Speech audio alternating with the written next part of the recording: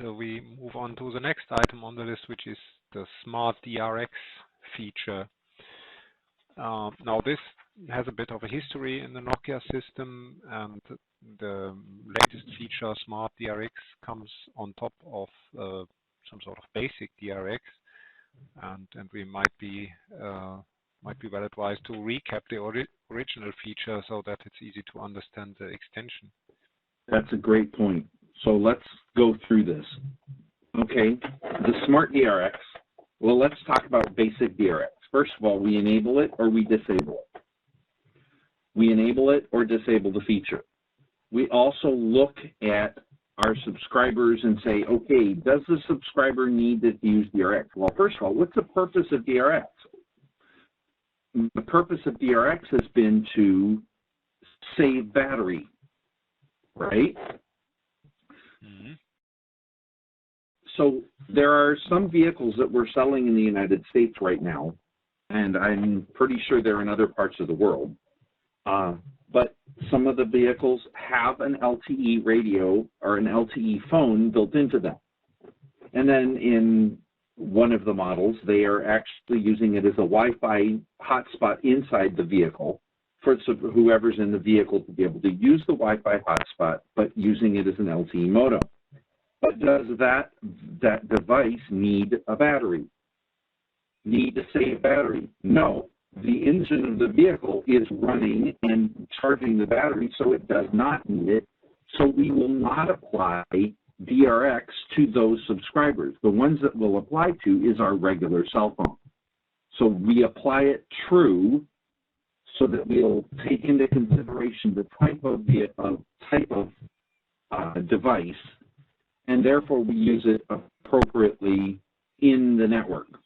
So we don't go through the whole DRX process for the subscribers. Now, we need to look at the contents of how this works to really understand how this whole thing applies. All right. So it's about switching on and off the radio functionalities, and I guess that will then relate very much to getting the timing right. So I'm sure we have some timers to consider. Oh yes, there's a whole lot of things to do. Again, all of this is configured by the subscriber in the in the higher layer signaling. All right. So here's the first timer. The first timer that we have is the DRX cycle. This is called the long cycle. Please note it says it depends on the DRX profile. So first of all, we have multiple profiles. We'll get into the profiles a little later, but right now we're going to focus on what is the DRX long cycle. The DRX long cycle is the cycle which we're doing this DRX process. In this cycle, we're going to have an active period and we're going to have a potential for sleep period, okay? In that sleep period, we will not be reporting anything. We will not be doing anything. We will not be sending any reports to the eNoD during that sleep cycle. During the active period, we do everything. Okay, so that's the cycle length, but then there must also be a specification of how big the on-off ratio is, right? Yes. So if we look at this, we have an on duration. So DRX on duration, that's the second parameter. So we have the DRX cycle, we have a DRX on duration, and then we have something called the DRX opportunity. But if you look at it from just this standpoint, what does this look like? It looks like we're going to be able, we have a limitation on throughput because we only transmit at this point. We don't transmit during this point. This is that sleep period. Well, we don't call it a sleep period. We call it a DRX opportunity, and we'll see why in a little bit. The DRX opportunity, the on duration to the off duration, is where the two parameters that we've just looked at, the cycle versus the on duration. Again, these depend on our DRX profile.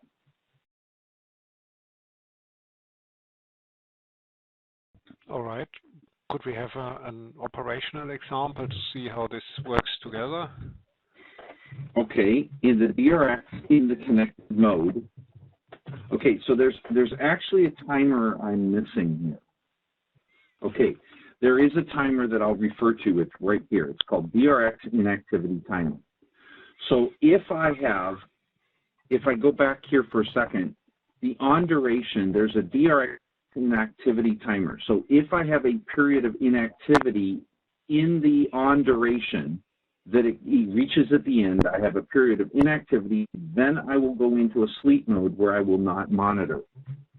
So here I have my TTIs, and in that DRX cycle, I may actually be transmitting data. That inactivity timer keeps me from going into the sleep mode. So once I get to a point where I have no activity, I have no transmission of data, the inactivity timer begins and it expires, then I will drop into a period of sleep. I'm conserving energy, I'm shutting down my receiver circuitry, I'm not monitoring for that period of time. So I'm not going to monitor anything until the DRX cycle ends and I start again. So now I have a new DRX cycle. If I still don't have any activity during that period, I'll go back in. So I'm going to have periods of activity, and it's during these periods that I'm sending in things like CQI reports. Now, the reason I have to send in CQI reports would be because I have to maintain synchronization, and that CQI report does not count. That CQI report goes in the PUCCH, which does not count against the activity timer. It's part of the overhead that we have built into it, and it doesn't count. So here's where I'm going to have I'm going to have my DRX inactivity timer going idle, or my subscriber going into a DRX opportunity. I will have my active period. I'm going to send my CQI reports here to keep me in synchronization with the network. I'll be back into, because I've had no data grants at this point, back in again. I will have slept and conserved energy at this point during the period 3. Then I'm going to have active period again. Then I'm going to have inactive. And once I reach the RRC inactivity timer, which is the timer that says go into idle mode, at that point I will get an RRC connection release, and I will be sent into the idle mode where I'm just listening for pages. So that's where my paging of opportunities come in. Okay, so then I'm going to be monitoring my paging cycle, looking for paging opportunities.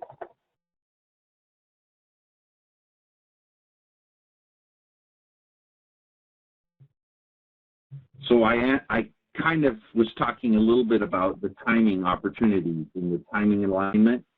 Within those active periods, I have to send in CQI reports. So the CQI report is what helps the subscriber maintain alignment. The only problem is CQI reports can't be sent while I'm in the DRX inactivity time. So the question is, what is the minimum number of CQI reports I have to send in to remain aligned? The answer is 12. I have to have 12 CQI reports within a second for me to remain aligned. Now that means if I take 1,000 milliseconds and divide it by 12, I end up with 83 milliseconds. So a cycle, we limit our cycle to 80 milliseconds because that keeps it at just a little bit more than 12 uplink samples in 1 second. That keeps me aligned by CQI purposes, at least in the long cycle. Now notice we have a couple case points. Here is our regular periodicity. We set our periodicity at 20 milliseconds. Our on duration is here, and it's a 40 millisecond DRX cycle. we'll have a CQI, we'll miss a CQI, we'll have a CQI, we'll miss a CQI, but still I'm ending up with 24 CQI reports within a second. With the 80 millisecond, I send a CQI during the active period. I miss 1, 2, 3 CQIs before I send the next one. This actually ends up giving me 12 CQI reports in 1 second to keep me in synchronization with the site in the uplink.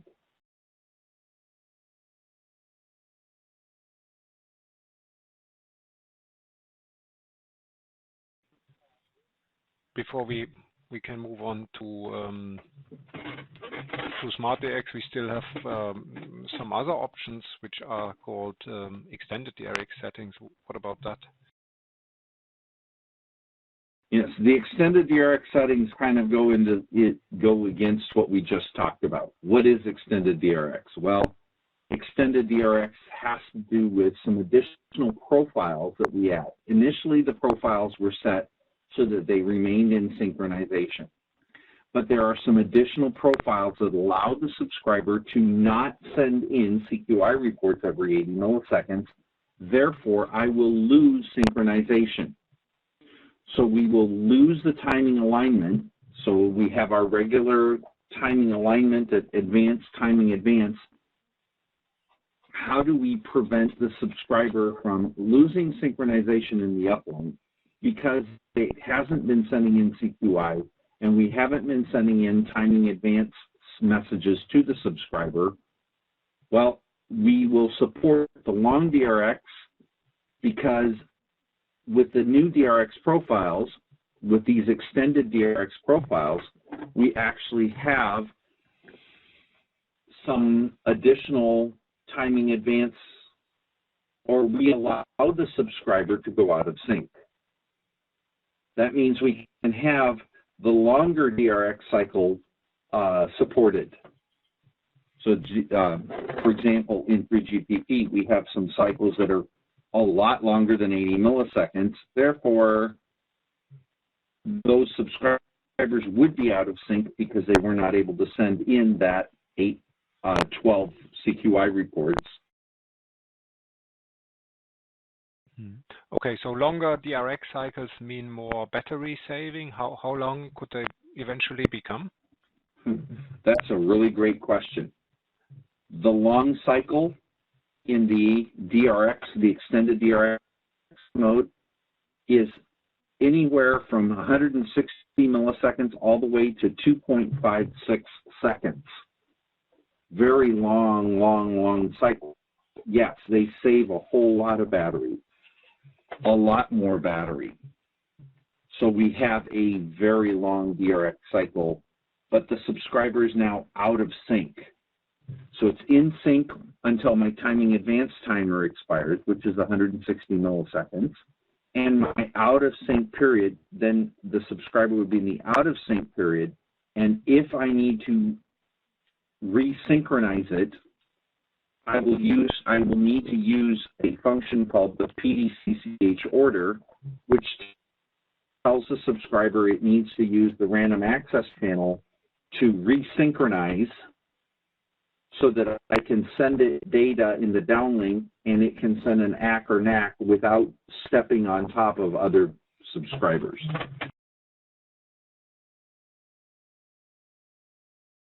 All right, this looks like it will also have generic impact on timing advance. It does impact our timing advance. Our timing advance timer, okay, so our timing advance timer is what keeps us keeps the subscriber in the uplink, or synchronized in the uplink. So we're watching the timing advance timer, and if the timing advance timer expires, the subscriber will go out of synchronization. This requires that we activate the PDCCH order, which means it's a special message that we send in the physical downlink control channel to resynchronize the subscriber. Now, in the uplink, the subscriber, even though it's receiving, if it needs to transmit something in the uplink, it will need to resynchronize. We have to be in timing alignment for us to send anything in the uplink. Now, what do we send in the uplink? Well, we could send CQI reports, we could send scheduling requests, we could send, well, if we're not timing aligned, we might actually interfere with real data of some other subscriber because our timing is not correct. So we would have to perform a random access procedure to resynchronize and restart this timing alignment. Now, in DRX, for the extended DRX, we've added a short-term inactivity timer, so STIT, short-term inactivity timer, which is a function of the DRX inactivity timer, so it's actually a multiplier times the DRX inactivity timer, and that is now our new full inactivity timer, short-term inactivity timer. The idea is to try to prevent us from going out of alignment after we've stopped receiving grants. Keep us in sync for a little longer before we start going into the actual long DRX cycle. And before our synchronization, we go out of synchronization in the inactivity time, or the time alignment timer.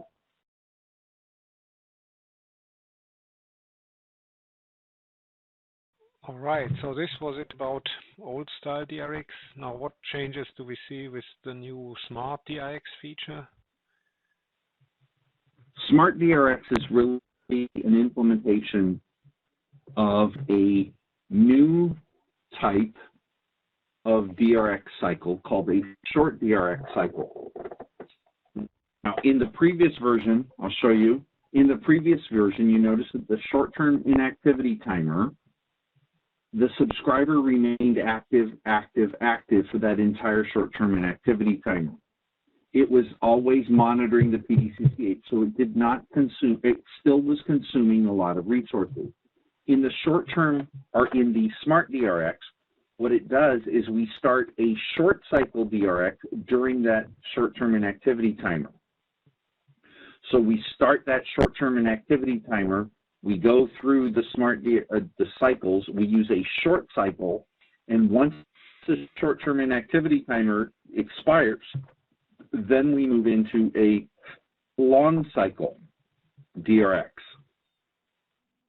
So our short cycle is going to be for a small period at the beginning where we used to have a lot of time active. We actually end up with where we were monitoring every single DPI. Now what we'll do is we'll monitor small parts of just small inactivity periods. We have a period of short cycles, short meaning about 20 milliseconds. Again, it depends on the profile, but short, really short cycles until this short-term inactivity timer expires. Once the short-term inactivity timer expires, we now start the long DRX cycle until we get to the end of the RRC inactivity timer and we go into idle mode. This was truly worked out to help the smartphones be able to interact and conserve battery because they are constantly sending heartbeats. So they have to send heartbeats for whatever their applications are that they have running, things like FaceTime or WhatsApp or Skype, or each one of those requires some, and this is allowing the subscriber to conserve battery but not end up being or have to come back into active mode on a constant basis. So have to register, deregister, register, deregister between the heartbeats. It allows it to conserve energy, yet still maintain connectivity. And that's the purpose of the Smart DRX, especially for some of the newer Android and Apple smartphones that are available today. Android, Apple, and Windows, for that matter, all three of the major operating systems.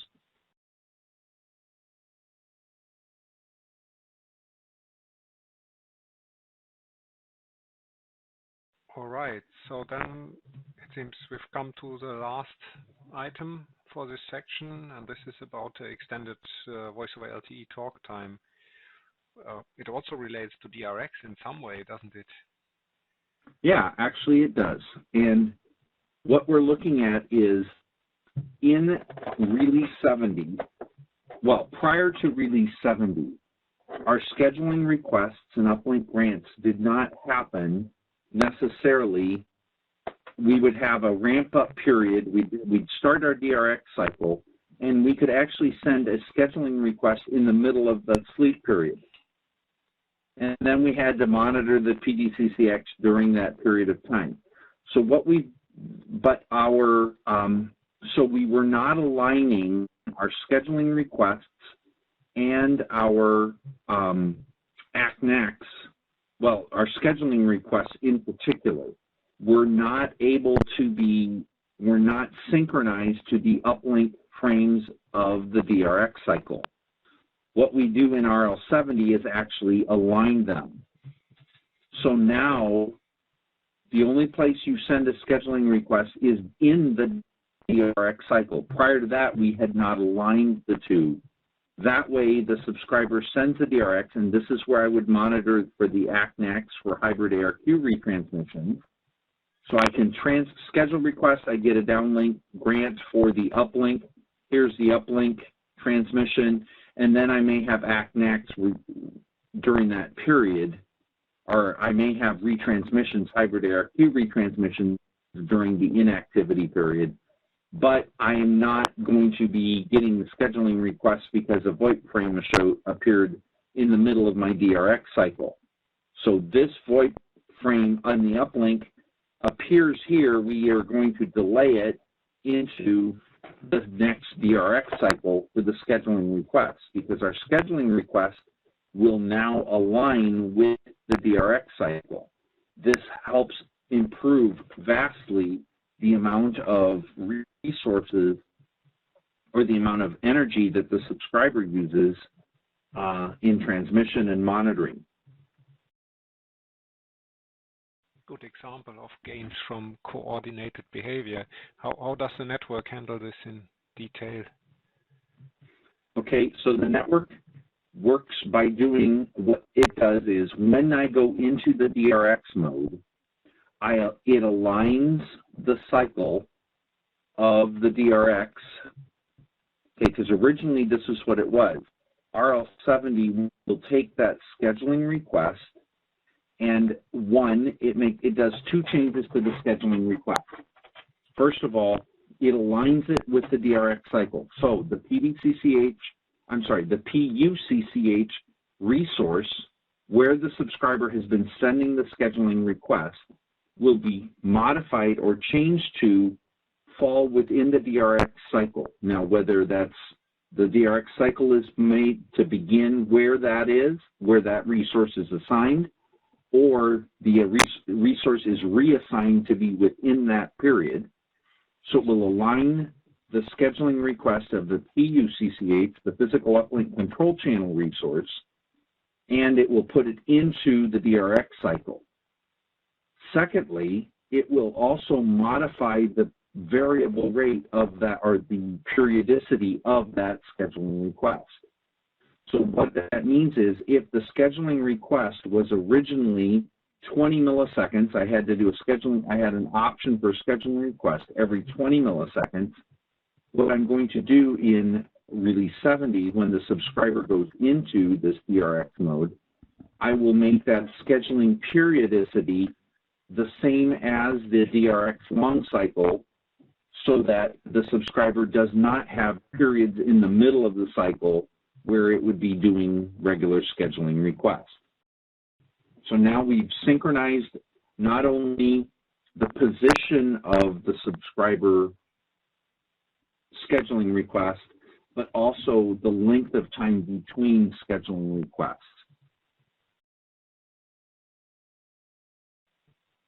So it looks like this. So now we have the modification. So now our scheduling request has actually occurred just slightly before, so that we do the ramp up for the active cycle, and then the next scheduling request will happen at the point where I'm ramping up to the next cycle. We've aligned the scheduling request with the DRX cycle, but not only have we aligned it with the DRX cycle, we've also eliminated any possibility of the subscriber having to transmit a scheduling request in the middle of the DRX cycle. So this refers to the periodicity that you mentioned. Correct. The periodicity is what is modified. Now, please note that there is one thing. What we're doing is we're not putting that scheduling request immediately in the DRX cycle. We're putting it immediately in front of. In fact, it is 4 TTIs in front of, which allows for the subscriber to come up to full ramp up by the time it needs to do the uplink grant at the beginning of the DRX cycle.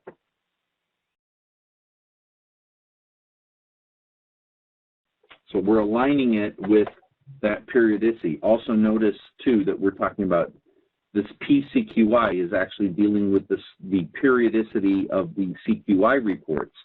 So the CQI report is the beginning of the DRX cycle.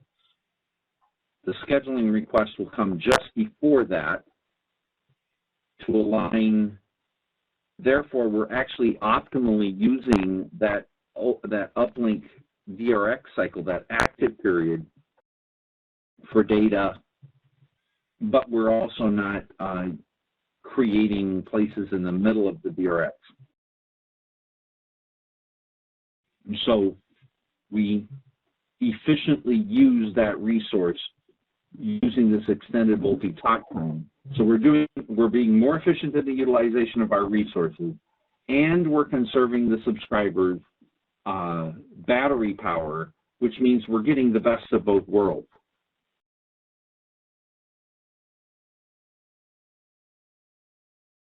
Okay, do you have more details about the periodicity, perhaps?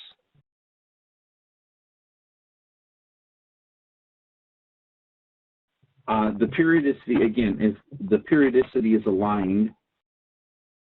Okay, so if my original scheduling periodicity was 20 milliseconds between scheduling requests, and we aligned it, here's the DRX active period. We would have no DRX active period for the scheduling request. Now we'd have the active period. Where this is actually a better graphic example of where we have it. So this is before, this is after. So we actually extend that scheduling request periodicity. Originally it was 20. So the first part was aligning the scheduling request with the active period. Second was changing the scheduling request periodicity so that it aligned with the DRX cycle, the long DRX cycle periodicity. So that's one of the big things that changes with this. All right. Do we have other components to this feature still?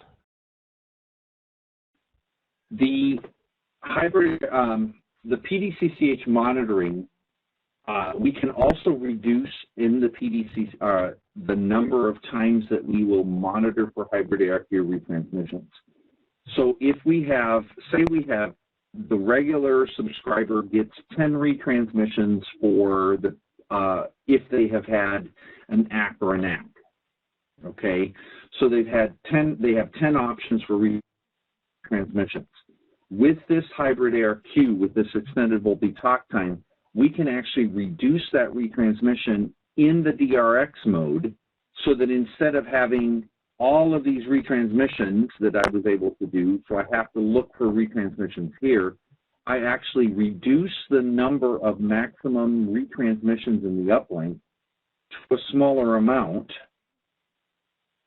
because what happens is normally we would have what will happen is the subscriber will actually go and monitor even though I actually had an ACK at the beginning of it.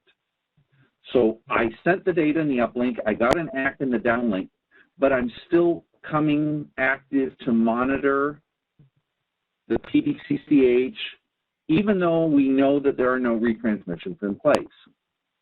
So what we do is we reduce the number of these opportunities or these times where the subscriber has to actually monitor by reducing the number of hybrid ARQ retransmissions during the DRX active state.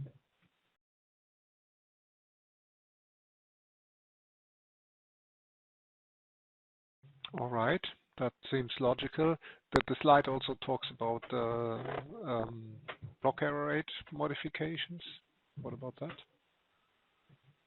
So we actually are going to do some modification. What we're trying to do is make the transmission period for a subscriber in DRX more efficient. And I believe actually that comes in, the block error rate comes in the next slide. Back to here, we were talking about we're going to do two things. We're going to modify the hybrid ARQ, the number of hybrid ARQ retransmissions, which is actually set by this parameter. So for QCI1 hybrid ARQ retransmissions, but in QCI1, because we're talking about VoLTE, one of the things that we do is with this extended VoLTE talk time, we actually have a block error rate assignment. Now, regular subscribers are going to use the block error rate of 10%, but we actually have an uplink modification. So RL70 began to introduce the ability to set a specific block error rate that is different than regular block error rates, but specifically for QCI1. We've talked about it in the past where we use 2% block error rate for the uplink in QCI1 and the downlink. So for voice, we always use 2%. Well, the reality was up to RL70, it did not use 2%. It used 10%. Now we have the option of setting our voice, which is QCI1, to a different block error rate than what the rest of the network uses. So the rest of the flows use. So best effort always gets 10%. Now we can say best effort gets 10% and QCI1 gets 2% block error rate, meaning I get two NACs out of 100 is on target. So this is a huge part of the modification. So now we do support the ability to provide a better compensation mechanism or a more robust compensation mechanism for my voice rates. With the understanding, it ends up being a little less efficient, but it becomes much more robust by using a lower block error rate for voice. We're trying to make sure that our voice makes it through. Yeah, so this goes hand in hand with the reduction in retransmissions. Okay. Correct. Now, I could imagine that with all those various options to reconfigure the behavior, are there means to protect the connection from being overloaded with signaling? There is, yes. There is a timer which says, okay, instead of, reconfiguring constantly, reconfiguring our VoIP process, what we do is we set up a reconfiguration. So what's going to happen is we have a supervision timer that allows us to ensure that the subscriber is in either the QCI optimized mode. So when it goes into the QCI optimized mode, meaning I'm going to have some parameter or some other factors that we'll talk about later, I think, where the subscriber has exceeded certain conditions, we can modify that timer or we can modify that subscriber's information by sending in an RSC connection reconfiguration message, except we don't want to modify it all the time. We need it to go into an optimized mode and stay in that optimized mode for a minimum period of time before we would come back and unconfigure it And so this supervisory timer allows us to ensure that we don't go, I'm going to send you a message, I'm going to send you another message, I'm going to send you a message, I'm going to send you another message, I'm going to send you another message, another. Very often it's going to say, I'm going to send you a message, I'll let you work in that mode for a little bit. While your conditions are worse, I'm going to send you another configuration message to change those on a regular, so it doesn't change rapidly, it changes at a much slower rate. Okay. Any other options here to avoid too many reconfigurations? Yes, so this is the example. So I'm getting an RC configuration, an RC configuration, an RC configuration. I don't want to do that. This is just too many times. As long as the event triggers, I want to make sure that I limit my number of transactions, and it is limited to 3 transactions. So the maximum number of transactions is 3 before we have to start that supervisory timer.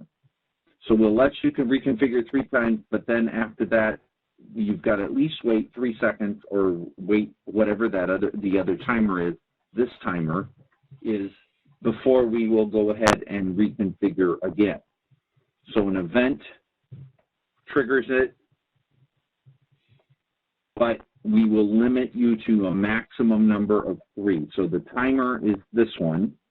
The time between events is 3, or is that timer, but we will limit you to a maximum of 3 reconfigurations for that QCI1 modification.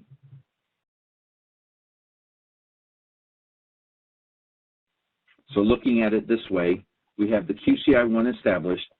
Is the downlink throughput factor, so entering and leaving the extended VoLTE talk time is required of some, it is going to affect some triggering, or it's going to be triggered by certain factors. So we're going to have a throughput factor in the downlink for guaranteed bit rate.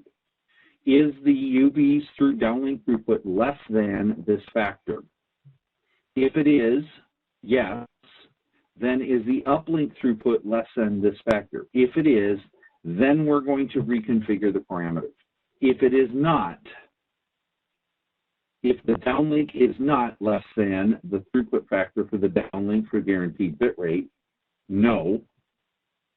Then then if either the throughput is above the threshold, then the UE is considered as a voice and data, and dedicated QCI1 settings cannot be applied to the UE. In other words, I'm also monitoring if the subscriber is doing data and voice.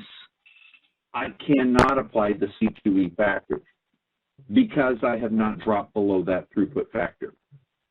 But if I am, so if I do have, if the downlink is less than that throughput factor, and then I have the uplink factor, if the uplink is less than, again, if the uplink is greater than that throughput factor, then I'm going to say, this must be voice and data, and I will not trigger the event. So this is my exit. So this is going to be true, so that we're performing this function every TTI that the user is going. So I'm monitoring this every time for every TTI of the user. So I'm monitoring to make sure that the throughput, or at least every second of the throughput, I'm making sure that the subscriber is going through, and I can use this as an enter or leave condition. So either the downlink exceeds the throughput factor for QCI1, or the uplink exceeds the uplink QCI1 throughput factor. And that will trigger me to leave the condition.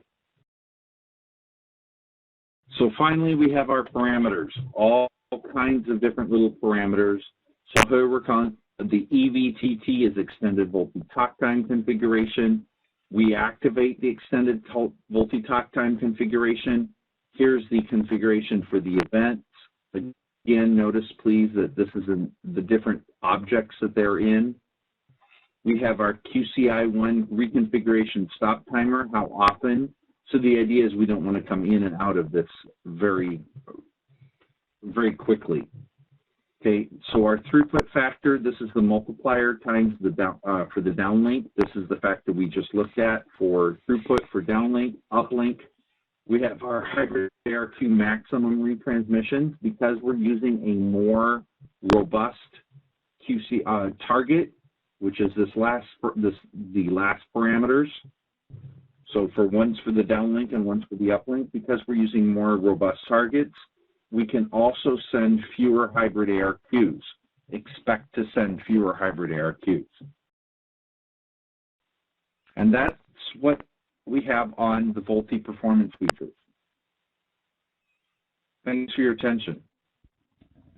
Yeah, thanks a lot, and bye-bye. We'll hopefully see you in the next session.